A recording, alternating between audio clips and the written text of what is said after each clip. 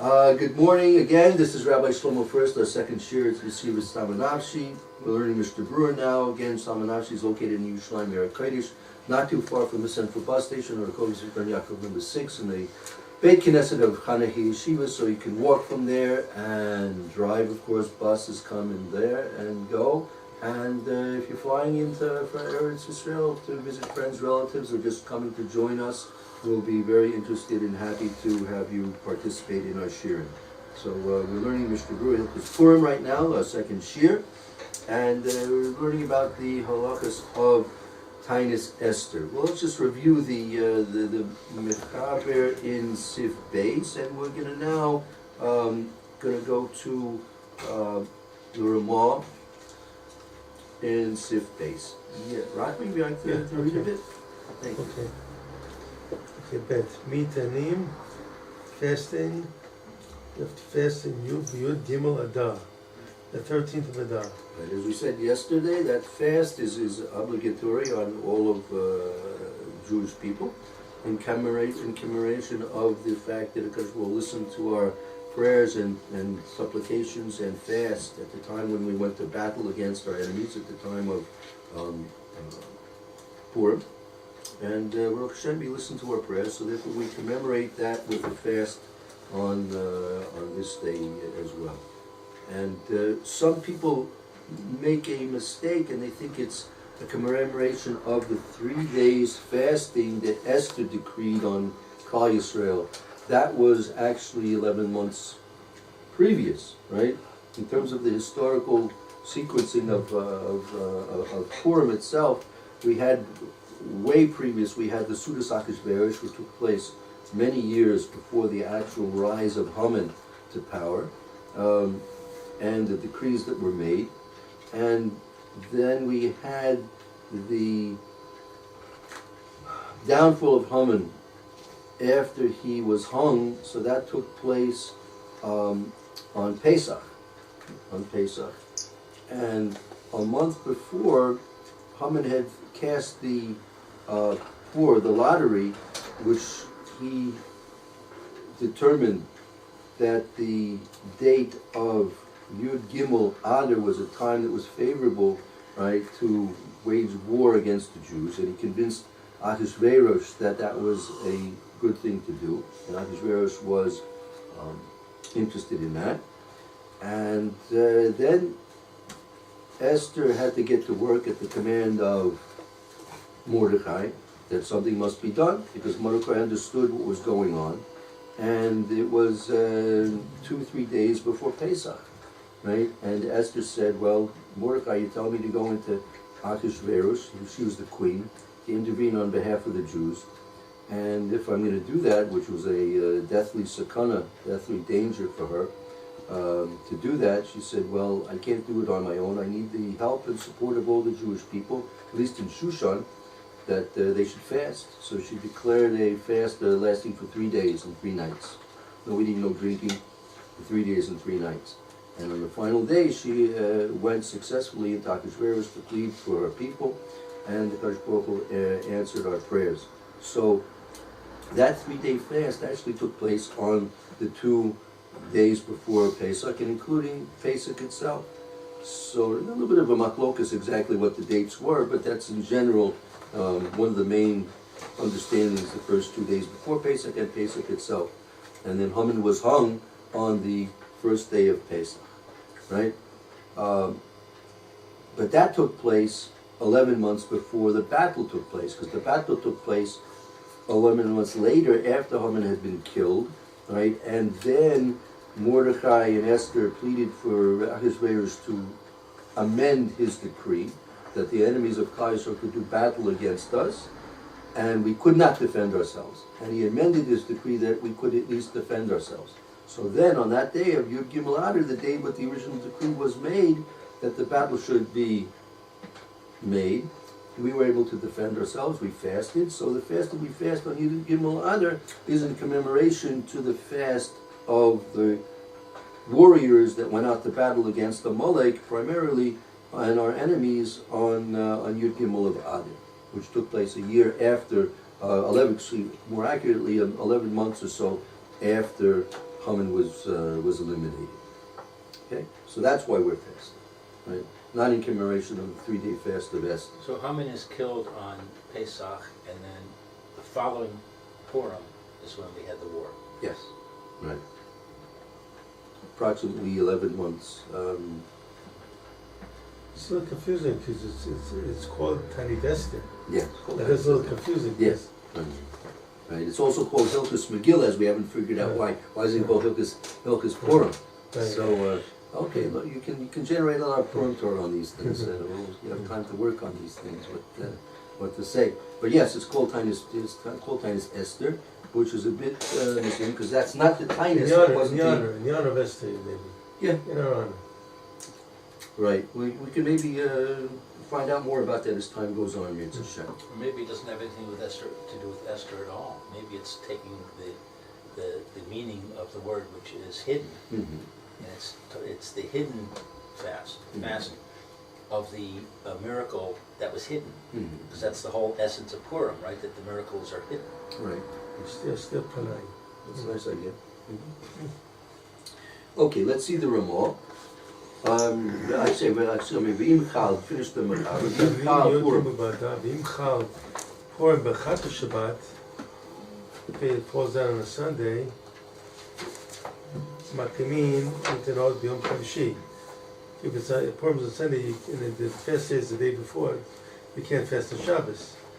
So you have to move it to Yom Chamishi, to Thursday. Right. Okay. Haga.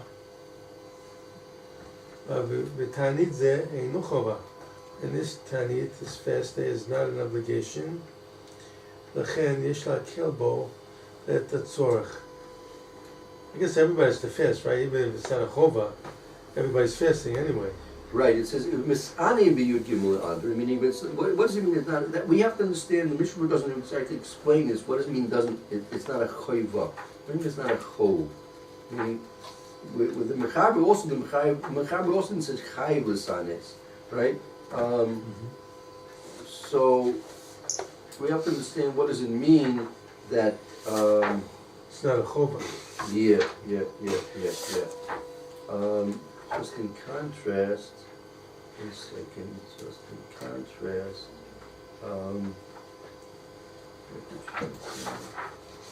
I guess that's as compared to other fasts, maybe. yeah, that's like why Tisha B'Av. that's why I'm going to look at the Lashon and the Mechaber, right, one second, look at the,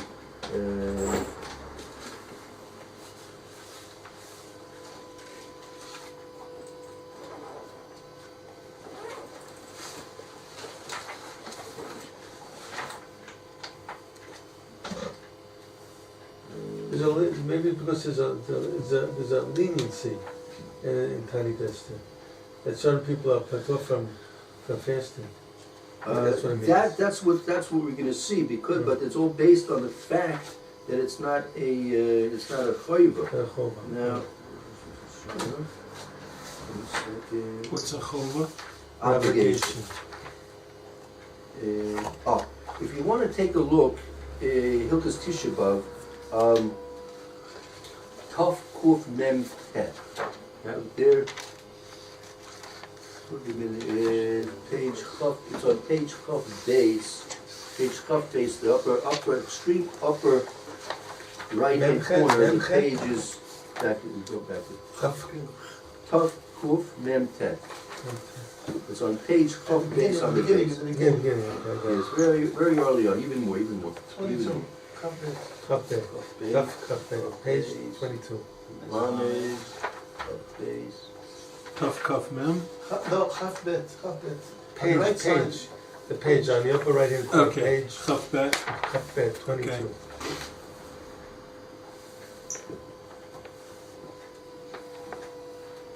Okay.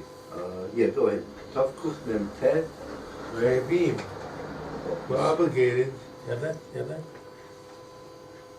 Where are you reading on the page? Where on the page are you The reading? Mechaber. Chayvim nitanot. Chayvim, we were obligated to fast. But Tisha B'Av. On Tisha B'Av. But Shiva Asar B'Tammuz. On the 17th of Tammuz. Shlosha B'Tishrei, the 3rd of Tishrei.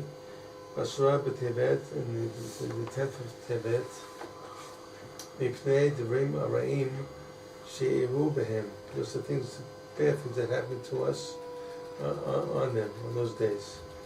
Okay, so there you have it. You have here the Lashon is obligated. There's an obligation to fast on Tisha B'Av, V'Sara Asa B'Tammuz, V'Shloshah B'Tishrei, Sara B'Tei, because of the Devarim Roim, the calamities that happened on them. And if you just look at the first few words of the Mishna Berura in Sivkat and Aleph, Chayvim es Anos, V'hu Medivri Nevim. It's a command from the time of the Nevim. I feel it is all based on Psukim and Nevim. Right, so there you have it clearly. That is a command. Now, if you look at Tov Kuf Nun on the opposite page, right? Yeah. Tov Kuf Nun, Hevdol Sheish Ben Tisha B'Av LeYeser Tzamos. The difference between Tisha B'Av and the other three fasts. Look at the Mechaber's lashon here. Hakol chayvim litanot. Everybody is obligated to fast. Abba tzamot halalu. These 4 fasts. But surely Frotzkadir, and it's forbidden to break Break the fence. break the fence. Yeah. Talking about fences. Is it us to break the fence? Yes. So Haggah. this is a fence because it's a rabbinical fast? Yeah, but the Mishnah Berura goes into explains why. I mean, there's a question here that really we should be asking, which the Mishnah Berura is going to be dealing with. If it's chayvim lasanus, right? So what do you have to tell? It's asur lifrotz geder. I mean, you don't usually see that. If you're chayav to do something, you don't usually see another statement that's asur lifrotz geder. That's obvious, right? If there's been a fence erected, right? Don't you know it's forbidden to break through the fence? Right. You don't have to tell me don't break through the fence. The fence itself Just told you speaks. don't do it. Right. So you're saying don't do it, don't do it. Right. Don't do it. Right. So what is that though? So the Mishnah Berura explains a little bit. It's worthwhile seeing it. Why not? Sivkat and Aleph in the Mishnah Berura. You have that, Rachman? Yeah. Sivkat and Aleph. Here? Yeah. Asur lifrotzkadir. It's forbidden to break down the fence. But Solomon, meaning Afal Gav, even though the Maskinan that we conclude from the Gemara, Vizman De'en Matsui Gezerot of the Kochavim, the time that there was not found decrees by the Goyim, I guess. Yeah. Or the what? By the Goyim. At the time when there weren't common gezeras of the Goyim al Yisrael, on the Jewish people, right? What does that mean? The gezerah of the Me- Goyim on the Jewish people? Yeah, meaning there were different stages in our history when we weren't subjugated, right? And even if we were subjugated, right? Even in those times, there wasn't necessarily that there were decrees against us, right? Right. So there could be subjugations. There could be subjugations with decrees against us. There could be- Gezerah's decree? Decree, right? Gezerah's decree. And there could be when we're not subjugated whatsoever. Meaning, at the time, for example, when all these fasts are based on the Korban Bayis Rishon. If you look, they're all based on Zechariah, right? Based on Psukim in the Nevi'im, which took place at the time before or immediately after the Korban Bayis Rishon, the first temple's destruction. Right after we returned to Eretz Yisrael with Ezra and the temple was rebuilt, the second bias was rebuilt, right? So then we had a certain period of autonomy, right? And there were no gezeras against us. So even though these fasts were enacted at the time of the Korban Bayis Rishon, when we came back to Eretz Yisrael and we had a Bayis Sheni, these were not only days that were once fast days, they were actually holidays. They actually turned into holidays. But then when the gezeras were put upon us and the Beis HaMikdash Sheni was destroyed, so now it reverted back to fast days, right? But nevertheless, it was still, according to the Gemara, fast days which were somewhat left to the personal preference in each generation, depending on the situation. However, now, right, once the Gemara had explained what it is, then afterwards, once we have the Shulchan Aruch, now it becomes a full-fledged chiyuv, right? But why, the Mishna was explaining, why is it a Parad's getter? Because, as the Mishna was now, we will see it inside again, that originally it was somewhat of a voluntary day of fast, right? So in essence, these days were somewhat voluntary, right? Nevertheless, Bisman Hazeh, in our time, right, it's been decided that they are in fact obligatory, but since in essence they start off as voluntary fasts, or at least sometimes they were voluntary fasts, sometimes they were not voluntary fasts, and fluctuated depending on the social, economic, and military situation that the Jewish people were faced with. Therefore, since in essence they were somewhat voluntary, right, now that they are established to be obligatory fasts, but still, if a person thinks that I'll go back to the essence of the day being somewhat voluntary, don't think you can do that. You be Parad's getter, because now a getter has been erected, and if you parse the getter, then that's an Isra in and of itself. So you're not a person, if he's not going to fast, he's not only not fasting, but he's also Parad's getter. He's doing two things wrong. So you said that these fast days were holidays during the Second Temple time. Right. So I can understand that we wouldn't be so sad because we had the Second Temple. Right. But nevertheless, the Second Temple was definitely far inferior to the First Temple. True enough. No So shouldn't doubt there about be it. some sadness still on those days? Actually not, because we had the best, we had the best that we could have, and there was really no reason to be sad. This was the situation as it is. It's true, we lost what we once had, but that we can't. There was no reason to be in Avelis, because we had now the very best situation we could possibly have. I see. The whole idea of Tisha B'Av, all these fasts, is Avelis. We're in mourning over the destruction. So even though the new second base of images may not be exactly the way the first one was, as a matter of fact, the Gemara explains that those who came back from Bavel, there were two groups, the younger group and the older group, right? And the younger group was much, much greater in numbers than the older group. The older group had to, when they were the Gullus, the exile in Babylon, in Bavel, was 70 years. So if someone left Eretz Yisrael when he was 15 years old, right, in Gullus, that means when he came back out of the Gullus, he would be 85 years old. So you didn't have that many people, right? Mm-hmm. Right?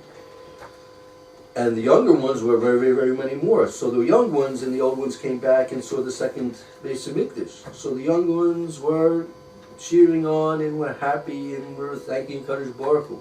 And the old ones were crying. Right? And the Gemara says the old ones were crying louder. You could hear the cries of the older ones more than the younger ones. Because they understood what they lost and how inferior the second bias was. So they cried deeply and deeply, deeply in the heart, in the depth of their being, they were crying. So true, the second bias was not exactly at all what the first bias was, but nevertheless, we had the best situation as it was. So there was really no reason to be in Avelis and to be in mourning. Let's see the Mishna where he says again, Asul Lafar's getting, he's explaining this. Let's go there. So as to say, Afagav, Maskina Gemara, the Gemara, Vizman she'ein matzui gizrot of Dechochim al Yisrael, Tluya Devar Beratzon Am Yisrael. It's dependent on the will of the Israel. So you see that in essence these days were days of voluntary fasting, right? As long as there were no gezeres, actual decrees on the Jewish people, so these days were actually voluntary fasts. Okay, what does that During mean? the Second Temple. Yeah. Okay. In other words, Im Matzu Rov Yisrael Yiskimu. If they wanted the majority of the Israel to be skimu, when they agreed not to fast, Bashloshat Samot, in the three fasts. Which three fasts are talking about? Okay, so maybe it's not including Tisha B'Av. Oh, it's not including Tisha B'Av. Maybe, apparently, according to this this phraseology of the Mishna Berura leads me to believe that he's not in talking about Okay. Tisha B'Av. So Shalosh Tzimot, Rashut B'Yadan. The Rashut, the permission is in their hands. Katvu Poskim of Dachshav, and wrote the Poskim. Dachshav now, Kavar Ratzu, the Kiblu, they wanted and they received upon themselves on the hand Klal Yisrael. They accepted. Accepted Klal Yisrael, midor dor, from generation to generation. Basuli Furst Gader, and it's forbidden to break down the fence. Right. So basically, as I was saying, originally, since these days were in essence voluntary fasts, that was originally. But now that the Klal Yisrael has accepted upon themselves from each and every generation to fast on these days, regardless, therefore it's usher the parts can. It's usher to. It's also forbidden lifrots. Lifrots is to break, the fence. It's also to break the Okay, fence. thank you. Yeah.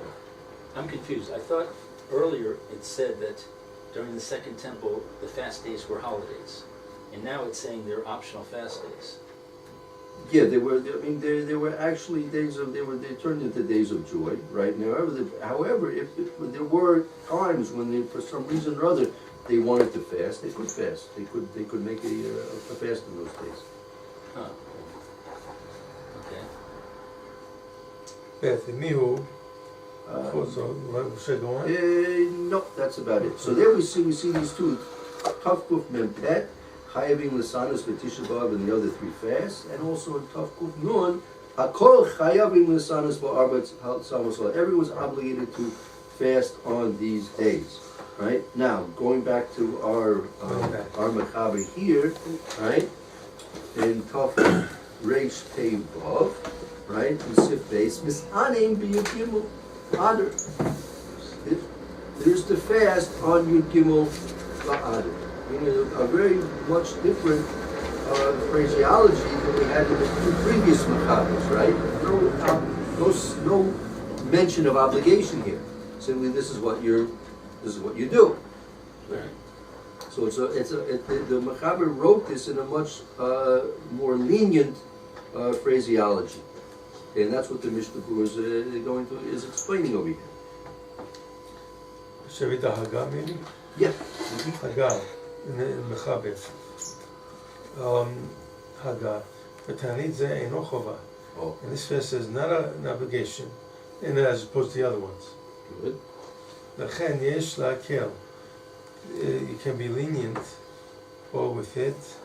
At the tzorch, at the time of need. Kagon, mubarot, pregnant women, or medicot or nursing women, or the chole, or someone who's ill. Shein bo sakana, that isn't a dangerous illness. Afilu rak kove enaim. Even if his eyes are hurting him, sheim utstarim, if they are suffering, harbe alat, lot yitanu, they do not have to fast.